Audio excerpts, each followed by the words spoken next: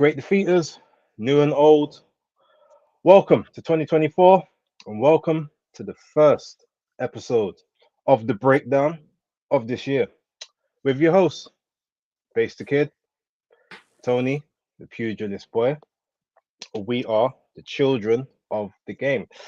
So, Tony, how are you? How was New Year's, Christmas, all that good stuff? Yes, very good. Thank you very much, Base. Happy New Year to you. Happy New Year to everybody. Hope you and all your family and friends are well. And welcome to the new year. We are very excited. Once again, another year full of potential great fights to be made. So if we could get a repeat of what we achieved last year, I will be more than happy. I thought last 2023 was an excellent year for boxing, so I'm looking forward to 2024 at least matching it in terms of the quality of some of the matches we see. All right. Well, ladies and gentlemen, as you know, there was only one card on this weekend. Uh, very few of the fights went that long. I saw three of them, so I know we can talk on those. In terms of undercard, everything else, there wasn't a huge deal to really speak about. So I guess what we will do is obviously just be talking about those few fights very briefly, and then we'll be letting you get off early on this Tuesday night. But as always, with the manners and respect we do show, we do have to give up to the chat to see who's in the building thus far. So, Dan the man, hardest working guy on X, keeps giving me bad news about Man United, but it's fine. Big ups to you. Thank you for being here. Philip Answer as well. Big ups to you. Blessings always. Clyde, big up. I hope you're well. Chris Collymore as well. Big ups to you. Bigsy Biggs, Jonah 31, and Johnny Gaffer all in the building and all in the building very early. So thank you very much for being here. Um, well, I mean, we've got two rather big talking points to kind of go over. You man are done for also in the building. 2024 is the year of the duck. Ryan Garcia is representing that world this year. I mean, maybe we'll talk about that. We'll find out. Maybe we might have a little bit of time right at the end. Um, but with that being said, I'm trying to think. Do we go with Weekgate or do we go with uh which one do you reckon? Do we go with the main event first, or do we go with the You you know? always give me the option, so I want to let you have the choice for once. Come on, Well, son. no, because I'm the one that actually schedules the fights. So I'm saying we got three fights we're gonna talk about. Which one do you want to Hmm. do? Do you want to go Ohara first, or do you want to go Ortiz first? Well, Ortiz takes us to a point behind it, so let's start with Ohara. Okay, right. Uh, okay. So being that that's the case, and I know that you kind of know sort of that team and gym and whatnot. I'll let you go in terms of what you saw, and then I will kind of piggyback off of that and give my breakdown of what happened in that 90 seconds. But yeah, go Okay. for it. All right. So we had Ohara Davis. This was a fight that I believe was meant to be scheduled in 2023. 31 years old, Ohara Davis in against the 40-year-old who looks like a 50-year-old Ismael Barroso. Um, as you can see, we started very early with the action on this one, and there wasn't really any feeling out process. I don't. It wasn't like it went at hammer and tongs, but essentially we saw early error from Ohara Davis, swinging with his right hand, not having his feet set in the right place, finding himself square on against, um, you know, the the opposition in a place where he literally was unable to defend himself, went down heavily, got back up, and obviously, as you see there, Barbosa got the wrong fight. Barroso comes in and comes in with the heavy artillery to finish off his early work. Um, he could say was a little bit cold feet because he didn't really get himself warmed up into the fight. But essentially, that's what you got, all the work being done in the warm-up room before you come out, so you're nice and warm. I know that you come out and you sometimes freeze a little bit under the lights, but unfortunately, he couldn't afford to do that in this, which was his coming out party for Golden Boy, and he fails miserably at the first hurdle. Fell miserably. But look, he's worked his way to the point where he is now. He's got a contract. It wasn't a one-fight contract, was it, Base? Well, it wasn't in principle, but I mean, Oscars let people go for less before, so you never Mm. know. So look, hopefully he gets back on the train. He gets a decent fight to come back to. He has a decent record in terms of fights that he's had previously. He was active last year, so hopefully as a Brit, one Brit looking at another Brit, we hope to see him come back and get back into the title mix.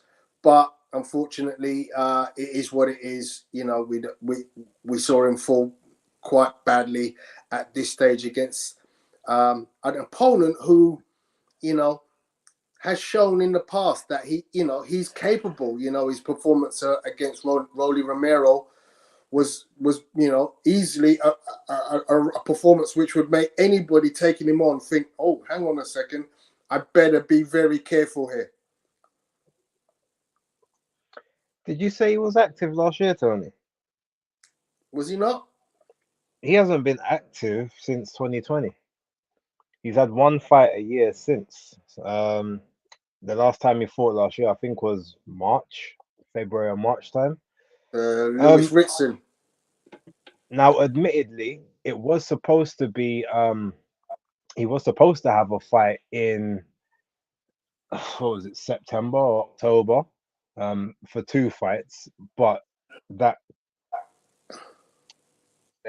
in that same breath, you've got a case of he's just not been keeping sharp, and part of that might be why he felt he looked so ploddy in the initial stages of the fight, especially considering I guess the clear and obvious trouble he seems to have with southpaws. Now, I don't actually know how many southpaws he's fought, but I know all of his losses have come via southpaws.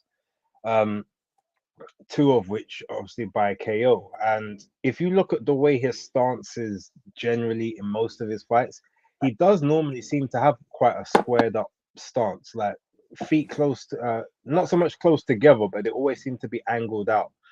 And that probably works a lot better for when you're shooting the straight right against orthodox people. But when it then comes to having to angle it towards, a stance that is the polar opposite of yours at that particular point, if you don't have your foot placement correct, and especially if you're shooting from too outside of range, it just becomes a bit of it almost becomes a bit like a poison chalice. And it's mad because when you look at the length, even though he's the shorter guy of the two, like he's got the much longer reach. It's like all you've got to do is just keep that guy on the end of the reach, make him come in towards you. Like, why are you trying to chase him down? Even if you can apply steady pressure, but apply that pressure, just inch forward, just keep your front hand moving, and leave the backhand alone until like second, third, maybe fourth round. Once you've made him have to walk and move his feet, because Ohara continuously said that his game plan was going to be, to make him have to throw and to make him active and tire the old man out. Well, you just went about that entire thing the wrong way, and even his team was in the corner telling him he's waiting for you to exchange. Like, don't give him the opportunity. We heard it in the corner. So how do you go from hearing that to then going and making the same mistake that you literally made 30 seconds before, where you got caught again in that same mistake that you made 30 seconds before? Like, the whole thing just didn't really seem right. He seemed a lot like he let Vegas and America get to him. and probably was trying to burn the candle at both ends. Was probably doing too much in and around fight week, or maybe even the week before.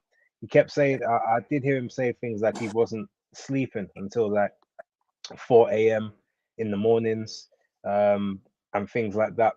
So I mean, I can understand there's loads of these different outside distractions, but this is like your clear path to the one part of your life and the one part of your career that's eluded you. This is your moment to step up. And then in that moment of step up, like you let that happen to you. And I'm gonna do the same thing I did on Monday Night Smoke yesterday. Um, and essentially, let me put this up.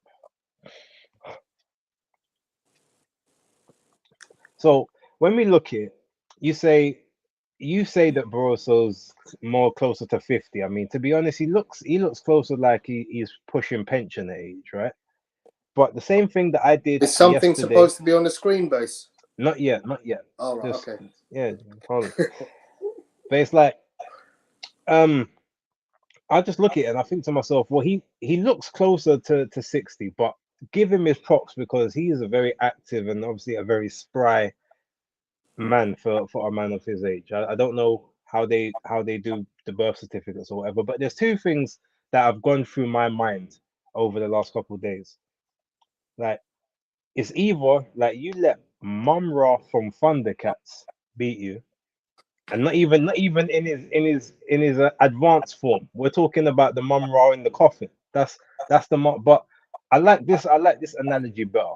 This to me it actually looks like Ishmael Barroso. And that's who you let take you out in one round. Tell me you ain't got the same cheekbones as Ishmael Barroso. I mean that's flamboyant Skeletor. That's who you let take you out on the biggest night of your life, on this big golden boy contract.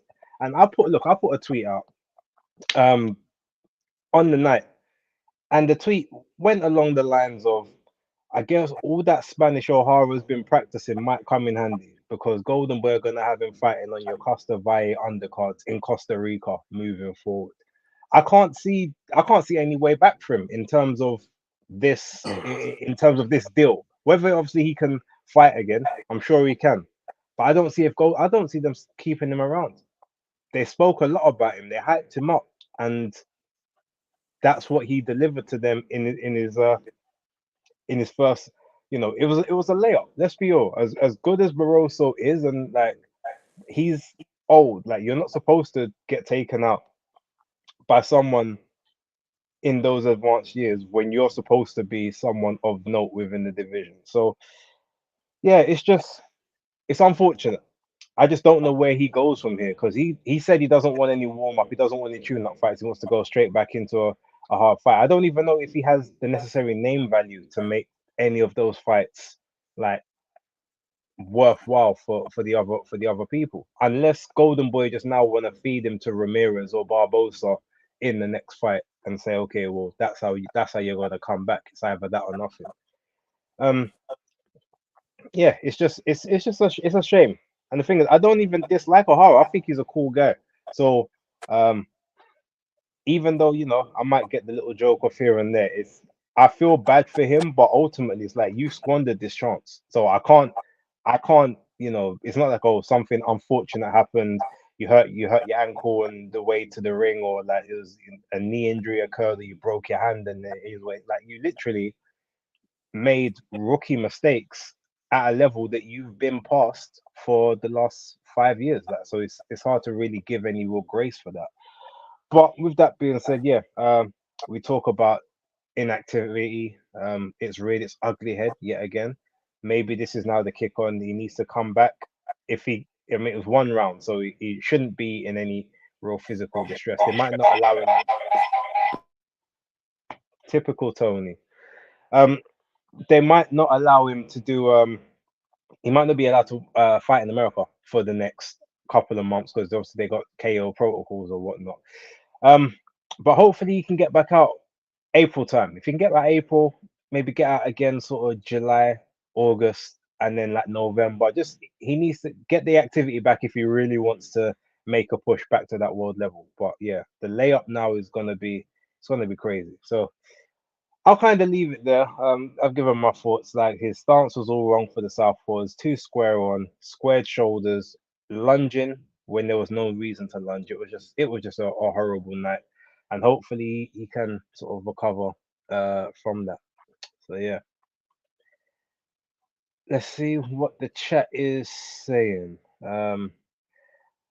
Oh, big up to Dodge 172. Oh, Gonguru as well. It's a Shaniev, good comeback opponent for Ohara. Beat Barroso 5 years ago, but on a losing streak now. He said he don't want tune-ups. He said he only wants the tough fights. If he can't get those, then he's not worth being in boxing. So can't really tell you, to be honest. The occasion got to him. He came out like a 1940s club fighter. Very true. Colin was clearly looking at the photo. I mean, look, it's true talks, unfortunately. O'Hara worried too much about Hearn throwing him under the bus. He got run over by our old Bedford truck this time. I mean, yeah, that whole. I mean, I get obviously being upset at something, but holding on to that same thing for like 4 years, and then even when you see the guy, it's still the first thing on your mind. To be honest, is a little bit of what happened with Dillian White with Tyson Fury when he saw Mauricio Suleiman. It's like, why did you make me wait so long to fight Deontay Wilder? It's like he's still got his mind on Wilder, even though he should have been past that by that point. But yeah, it's never a easy it's never an easy pill to swallow, I suppose. Um, why you gotta cook him like that? But I mean, look, I'm having joke, but I'm being honest in it. The worst thing about it now is I'm trying to think how would he have actually done against Ronnie Romero, who's not good, but he is a crazy strong puncher as well. Like maybe this was destined to happen. Maybe it's better it happened now than at the final hurdle. So I don't know. I don't know. Um, let's see. Chris Collingwood, life Some fam, of these Eon, big ups to comments are you. killing me, bro. Some of these comments are killing me. Life for Budge tried trash his community and the ancestors cooked him. I mean, boy, Golden Boy took him for food. O'Hara lost to the Imhotep. Big ups to Fight Fan TV. A feed O'Hara to Barboza Jr. I mean, that might be a next step, although maybe Barboza's gonna be like, well, why don't I want a guy coming off of a loss when I want title shots coming up? Um, you man, O'Hara lost to a 15,000 meter runner. I mean, it's crazy. Anyway, yeah, we can get off the O'Hara trip. Look, like in all honesty, again, all jokes aside, if he sticks around, just be active. Win, lose or draw from now on, be active and be present. That's all we need, and keep it moving. Right, and with that being said, we'll move into the fight between Arnold Barboza Jr. and Zolasane Jenny. Now, this fight, pretty much for me, um, there's not a huge amount to speak with regards to it. I like the fact that Jenny was game in every round. He came to fight. He didn't come to lay down. Barbosa isn't the biggest of punchers, so he's very much a person that has to work and wear you down gradually to get a stoppage. But in this fight, I think he was training with I can't remember who he was training with, but it looked like Robert Garcia was in his corner at one point. I might be wrong about that. I wasn't watching the corner work too much, but the thing that I liked about him is he was always active. Every time that he would exit or every time that he would enter a pocket, he would throw a jab, and then he would throw sometimes just a quick backhand behind it, not even for power, but just to keep and then he occupied. Um, and then sometimes he would even spring from the backhand and then he would pop out this almost like this bolo piston jab afterwards. And it was a really I guess it was like a really sort of succinct uh display from him in those particular terms. Now he got caught quite a bit as well. Now you saw those numbers pop up for in between round four saying on Jenny only landed about 70% of his punches. That's actually incorrect. Anyway, if you watch the fight, Barbosa got hit with a lot of shots. It's just that a lot of them was slipping, riding, rolling, and he was basically making Jenny work so that he could be able to get his so he could find those openings himself. And once you obviously open him up, you start to tire him, then that's when you sort of can take over the fight. So even though he pretty much was winning every round comfortably, he was still sort of getting touched up. His guard, he's even with when he was in the Pedraza fight, he's got a very leaky guard, which does need tightening up, even when he is just sort of to look to sort of slip and make people to counter them and exchange with them. It was a competent performance. It was a workmanlike performance, but it wasn't anything sort of spectacular. And for him, obviously, to call out the other bigger names, I think he's supposed to be a mandatory or coming up close to a mandatory for Teofimo Lopez at some point. I know Teo doesn't want to have that fight, but there may become a chance now when he may have to. But he needs to. He's never really gonna improve his punching power, but if he can tighten up on his defense, um, when he's fighting bigger, better fighters, stronger fighters, I feel like that will serve him in good stead, because it's okay using those tactics against guys that maybe are going to try and load up on one shot and you can kind of brace for that and slip that. But when it comes to the combos or the guys trying to set you up specifically, I feel like that's where he's going to end up coming on stuff, and he hasn't had a lot of those tests yet. So that's the way how I kind of want to see him sort of progress moving forward. But again, workmanlike performance, no real big issues with it. And it will be interesting to see where he sort of goes after that. Tony, you're up. What was your thoughts on that fight? So I think you didn't give enough credit to Indengeni Zolisani, because I kind of felt like he was taking a fight to Arnold Barboza.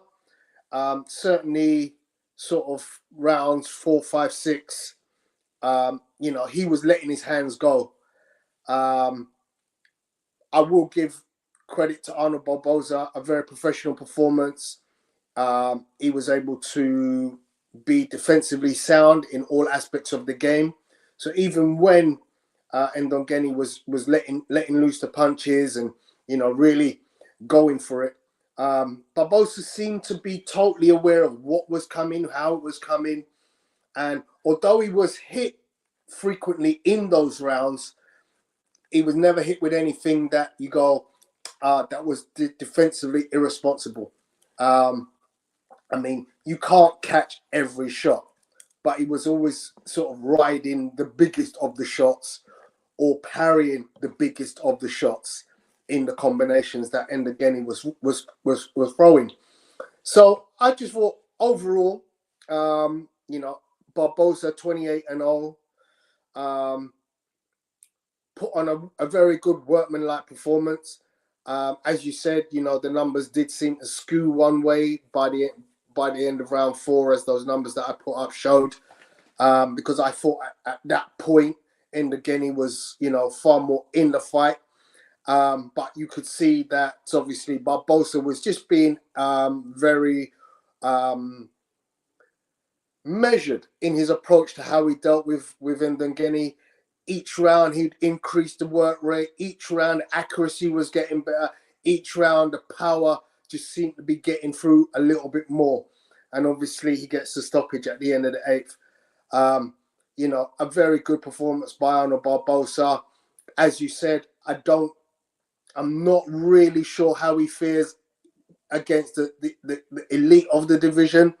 I feel like a good fight would be potentially him versus Jack Catterall. I don't know if that's something they might want to make. Obviously, it's a division full of some big names. So we'll wait and see what goes on. I will be looking at Arnold Barboza's next fight. Obviously, with a record of 28-0, it's now time. It's now time. You can't be giving this guy, easy fights any longer. And not to say he's had all easy fights, but, Jose Pedraza probably, over the hill by the time Barboza got to him. Mike Alvarado was definitely over the hill by the time he got to him. So yeah, it's time for for him to be put in amongst some of the bigger names, and I think Catterall would be a good name. That'd be an interesting fight for me. Okay, fair enough.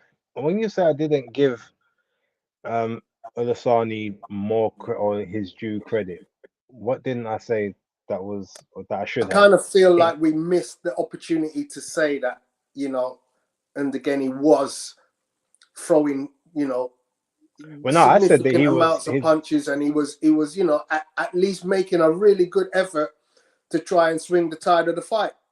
Well, no, because I said that it was doing well, and the punch stats that they gave were actually incorrect. Like he was landing a lot more shots than what he was being given credit for. Now, okay, fair enough. Um, Good that you obviously highlighted that and gave him his due respect within that tent. But I said at the start he was fighting. He was ready to he came to win, which is why Mm, I appreciate. So big ups to him for that. But yeah, indeed. there's not really much more to be said on or with regards to that fight. So if we now move to obviously the main event, which was Virgil Ortiz and Frederick Lawson. Um, you know, I've had a lot of says in this. I'll let you go.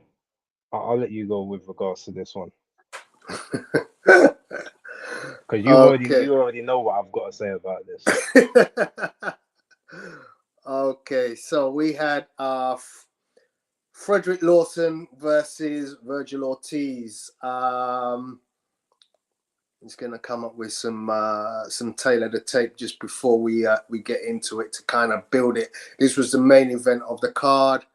As you can see, there's a period of inactivity for Virgil Ortiz, moving up in weight since the Michael McKinson fight.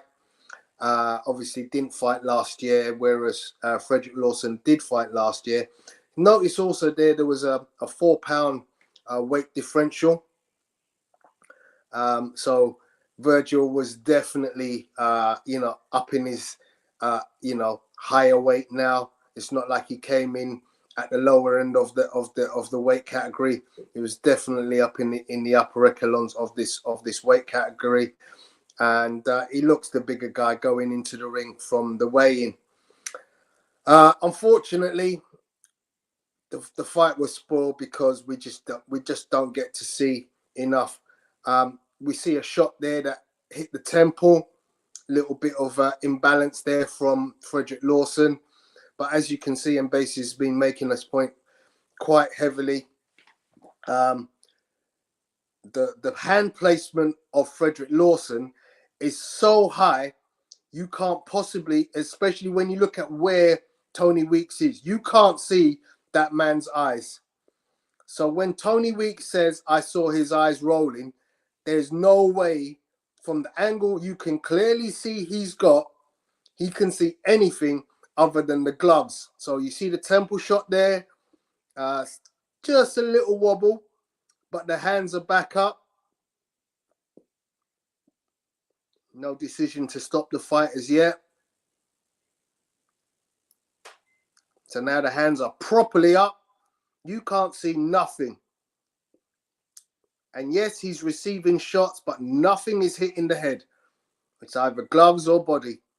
And at that point, everybody, and I'm pretty certain that means everybody, is looking and thinking, what on earth has just gone on? And there's no explanation. I look at that finish over and over, and I cannot explain what Tony Weeks is seeing that makes him need to stop that fight. I've put that graphic up because after the fight, Virgil Ortiz does call out Tim Tszyu, which would be a decent fight if they can get that one over the line and match it up. But in terms of that performance, there wasn't anything that wasn't, known about Virgil Ortiz. He gets no opportunity to dust off any cobwebs. He doesn't get any chance to get some rounds in the bag. He literally just gets to walk out, throw some punches, and then has his night stopped by a referee who's far too cautious in my estimation. And as Basis said in previous videos he's made, let's not make too much about Tony Weeks being the worst referee. He's had many, many years as a top end referee, but it does appear that of late he's started to make some mistakes and has been far too quick to jump in and stop a fight. And this one particularly was quite egregious in that respect, and therefore, it's kind of like, well, is it time for Tony Weeks to review what he's done and say, I made a mistake? Which we'd be happy to say. If a referee makes a mistake, what we wouldn't mind doing is if a referee comes back and says, look, I've looked at what I saw again and repeat, and I've got to say, I think I stopped it a bit early, but we won't get that. We won't get any comment any further, and he will just go on, and I'm sure he'll be in more fights very soon. Well, he's already had two sets of comments. He had the one on the night where he said he saw the eyes roll back. Then he had the comment on Facebook on Monday where he says that people didn't know that he had this aneurysm scan, which showed, and then they did the scan again, and it was a second aneurysm. Then they done another scan, and then that one came up negative. Now, as I said on Monday Night Smoke yesterday, a lot of people probably would have seen that. Number one, it's not Tony Weeks's job to make it's not his job basically to take external factors into the ring. His job is, as anyone else's job is, you have a set of guidelines, you have some rules and regulations, you follow your rules, regulations, and your guidelines to the letter. Obviously, that while in the ring specifically, yes, you can maybe make certain allowances or judgment calls, but to bring outside baggage into the ring, talking about, oh well, he may have had the aneurysm, so I was trying to protect him in that sense. Well, that's not your job. And as what's his name? Boxer, ex-boxer, the one that fought Caleb Truax. So he put out a tweet earlier, and he in this tweet he said that it's not Tony Weeks's job to say, oh well, I'm going to defend this guy because of aneurysm. He said, first of all, I don't think he's telling the truth. He said that even if he is, it's not his job to basically to take that into account. He's not a doctor. Um, it's like saying, "Oh, well, I stopped the." He said something along the lines of, "I stopped the fight because of bad dental work," or something like that. It's like those outside factors are not for you to deal with. And ultimately, if you felt issues with having this fight go on, believing that maybe there was an issue going on with the, with his scans or whatever, then you have to pull yourself out of that fight and say you don't want to be held responsible for what took place in the ring. Um, so he's just made a rod for his own back for the second time in very high profile situations, and he hasn't even allowed another referee to take to sort of take a pelting before he's come back. So all we really remember is two very high profile situations that he's orchestrated within 12 months of each other. I don't even think it's that long. It's probably closer to like 9 months at this point. So yeah, it's not the greatest. But if in terms of, we talk about what um Virgil Ortiz did quite well in that fight, Virgil was very much sort of like a pressuring boxer puncher. He looks like he's still got the snap on his shots, which is the main thing. Like the speed is still there. His stance still seems to be good. He seems to definitely be able to carry the additional weight well. Like he never looked fleshy. He doesn't look sort of pudgy. He actually just looks a lot um more healthy at this rate. Now, with this particular, if you look at that particular shot, the good thing about that one is he did a little pull counter, but instead of actually shooting the right hand on the pull counter, he popped a snapping jab out, and he wasn't even didn't have his feet planted at the time. He sort of launched himself into it to make it more like a battering ram jab, which is what obviously caused the initial issues from that's what caused the initial issues for Lawson. Now, to be fair, Lawson obviously, even though a lot of the times when he was throwing his shots, he wasn't bringing his hands back to his head quick enough. A lot of them were sort of dipping down before he was getting them up. Hence why Ortiz was able to counter him on several occasions in the bout. But as you can see here, sort of tucked up very high there. He goes to shoot his own shot. Um, he's now tucked up. A lot of those up top are not hitting anything. You can see there, nothing's landing apart from a few body shots. But he's calm. He's in control at that point. There's no reason for the ref to step in there, regardless of if they say, oh, well, you're supposed to have 6 to 10 seconds. If it's unanswered punches, then the ref can jump in. But you saw that he actually exchanged in between that flurry. After his exchange, there was 5 seconds that took place. So even if that's the case, he still jumped in a second too early. If it's supposed to be a 6-second rule, and from at that point when Lawson he's not showing any visible signs of distress. His legs aren't wobbling. His head's not being pinged about the place. Like the guard is very high. The guard is very tight. There's nothing there for us to overly be concerned about in that moment. And so that's why, yeah, outside of just it being a poor stoppage, it was a very weird stoppage as well. Almost as if like he thought to himself, there's a bet on or something, like someone's got these first round picks, and we can't have it go anyway. I mean, look, in the day, Lawson was gonna get knocked out sooner or later. We saw that, but at that point, give him the chance to make a go of it. He was being competitive. He wasn't just tucking up and running away. He was actually trying to throw his own shots. He was trying to warm into the fight. Give him that opportunity. What would be interesting will be to see if his team like can complain, maybe like appeal it, have it maybe not even go down as a no decision, because that probably won't happen. But to get some kind of restoration around it, that I guess would be the interesting point. But yeah, unfortunately, it was just a bad night all around. Obviously, you had what happened with Ohara. You had this, and then I mainly feel really bad for the fans in attendance. Obviously, the ones who paid the money, because they was, I guess, robbed of seeing Virgil in all of his glory, doing what Virgil does. I did find it funny right at the end of the fight where Virgil was about to turn heel on the crowd when he said, "Oh, you guys are booing me," and then the presenter was like, "No. They're booing Tony Weeks. They're booing the referee. It's not for you." He's like, "Oh, okay, all right, guys, cool."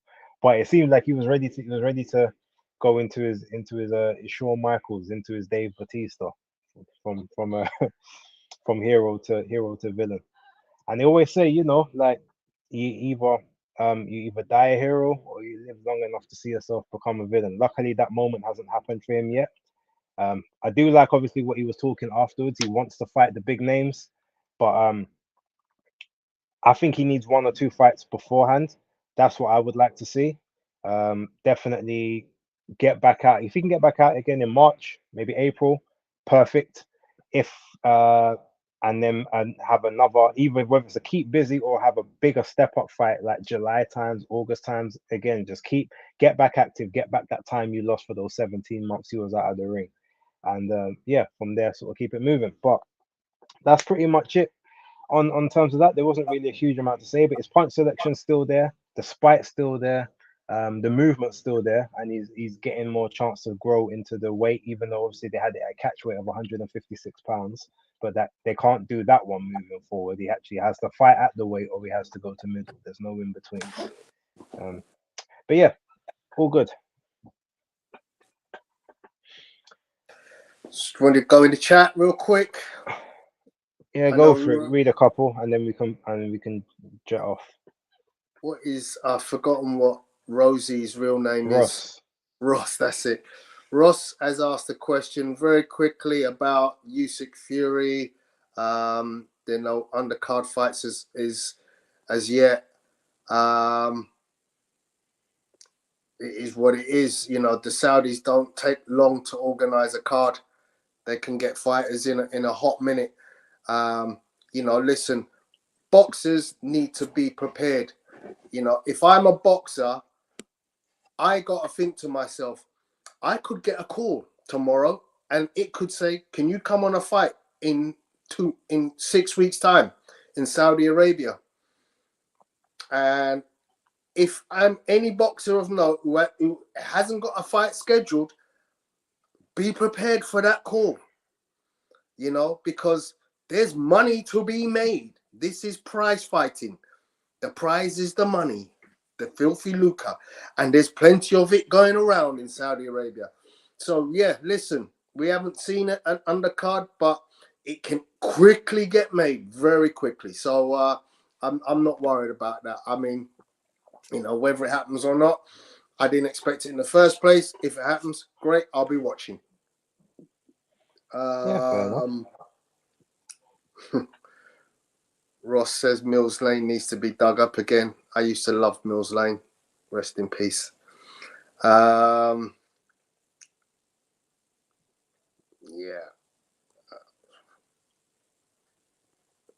Philip Answer says, I watched a video that Hatman just posted, and he was saying that this era of heavyweights is the golden age. Would guys agree with that? Hell to the no. This is one of the worst eras of heavyweights ever. Look at heavyweights in the 80s. Now, yeah, we've had, you know, changes to nutrition and changes to boxing technique.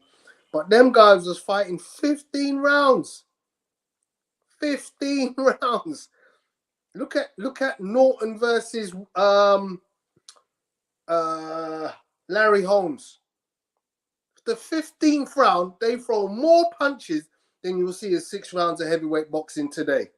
In the 15th round, 1 round. Ridiculous. Crazy how this can be the golden age. Fighters of today against fighters of old. Crazy to think. Well, I need to see the video and the actual context, because sometimes he has a different context to what we might be thinking. That's one thing I will say. Hatman does give decent food for thought at times. I mean, he said golden age and not golden era. So again, I'll reserve judgment. I'll have a look at the video. I'll come back with a response to that next week, Philip. Cool. Right, guys, smash the like button, please.